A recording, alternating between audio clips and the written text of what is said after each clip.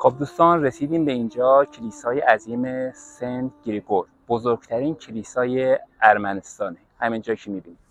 بریم داخل بشیم ببینیم داخل چه خبره.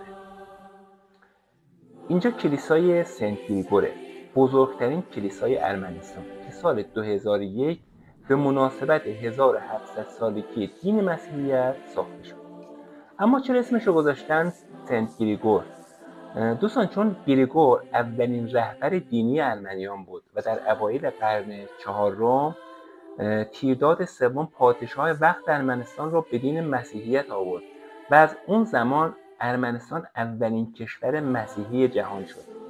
بالای محراب کلیسا تصویری از حضرت مریم و مسیح کودک دیده میشه که نمادی از پاکی و عشق و نجات انسان هاست.